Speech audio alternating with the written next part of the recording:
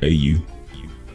Let's not get it twisted. Starfield is looking so tasty that it's broken down most of the jaded, been hurt by broken promises, so let's wait and see crowd. And it's easy to see why, with their go anywhere mechanics in a universe populated with 1,000 planets that let you do everything and explore so hard that some folks will call it a Star Citizen killer. And love them or not, Bethesda has a strong history of bringing a ruckus with big games that we play for years. But this one isn't quite what you think it is. We can start by putting the obvious to bed. It's not a Star Citizen killer. It's not a No Man's Sky killer. It's not even Elite Dangerous killer. Yes, it's every space dad and their space baby's fantasy, but it's also damn near everybody's chocolate cake with Kool-Aid. Every Skyrim, Fallout, Doom, BawseWear playing motherfucker out there will be playing it or watching streams of it day one. Not because they're comparing it to Star Citizen or any other game, because it's got a little something for everybody to latch onto. Insane looking combat that's several steps ahead of their previous titles. Base building, ship building, mysteries to solve, good old spacey ship love from flying to designing, exploration, resource management, meet interesting characters and make them your cuddy buddy, and a story.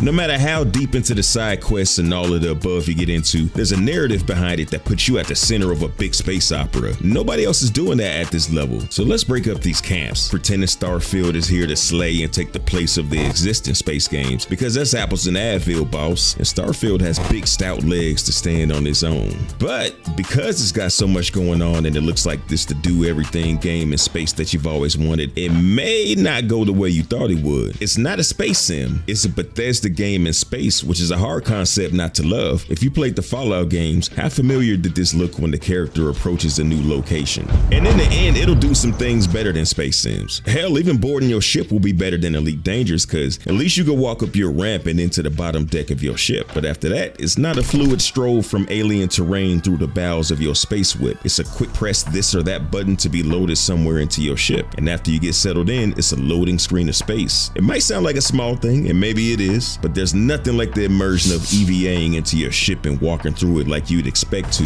with no loading screens or fades to black breaking your immersion. Driving a ground vehicle to your ship and parking it inside, grabbing the items you physically looted by hand, tractoring out the remains, taking your station, then piloting out a dodge before the pirates show up really has no substitute. And Todd Howard just told us there will be no ground vehicles in Starfield, so however far you're willing to hoof it with your jetpack that probably uses up fuel, that's as far as you're going to explore away from wherever your preset landing location is and the spots you clicked on for the game to land you at. To that end, managing expectations is everything, and as long as you have a better understanding of what Starfield actually promises over all the hype around it that it can never live up to, then you'll have yourself enough perspective to appreciate what Bethesda's going to deliver for you. And that's a nice long journey through a pretty sexy looking sci-fi universe, game mechanics to have depth, and the agency to be whatever kind of spaceship flying celebrity of the galaxy love machine you want to be. And that right there is worth the cost to be the boss. If you're wondering what that Star Citizen game I mentioned is about, then watch this.